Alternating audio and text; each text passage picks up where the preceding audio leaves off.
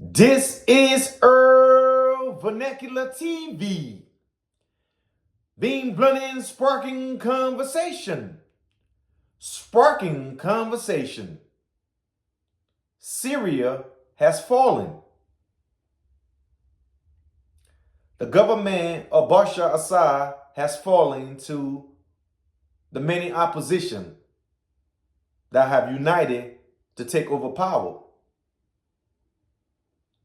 Over the course of the last decade, if you have been following this conflict, the Syrian civil war has been internationalized by many actors within the system.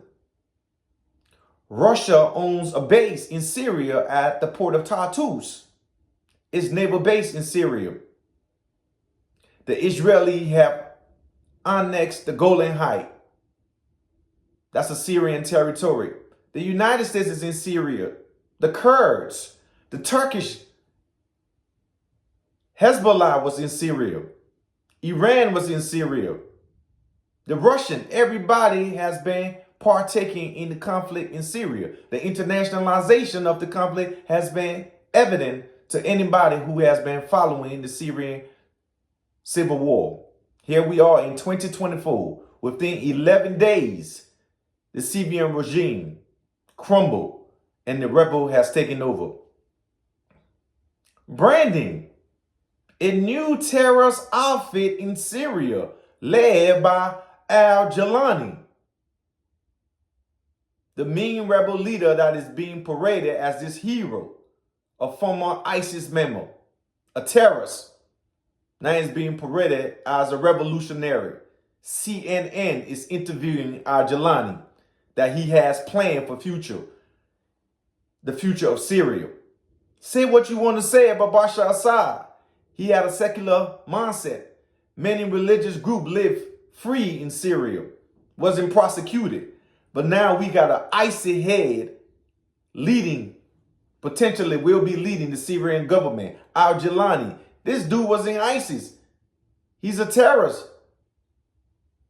Branding, he left ISIS, al-Nusra Front. Now his organization is HTS. He is being branded as this revolutionary individual. The internationalization of the Syria conflict is evident.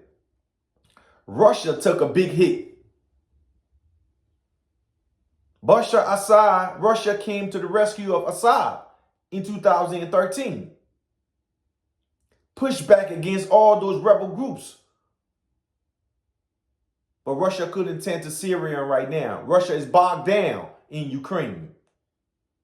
Iran is taking a hit at home domestically. Hezbollah, Israel, assassinated Nasrallah, detonated the pages against Hezbollah, been bombing Lebanon. So Hezbollah couldn't even come to Bashar Assad rescue. In this case, the Americans, the CIA, the Turkish government with Recep Tayyip Erdogan, they won. The Israeli, they won. ISIS won. The Syrian government has been overthrown. But this will have a blowback like we have seen.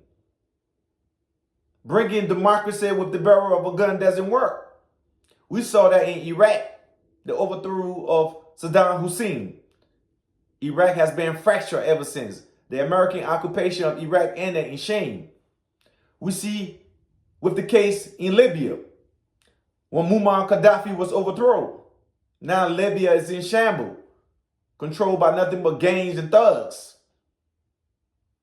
Syria was a home for Christians. Syria was a home for Jews and every other religious minority.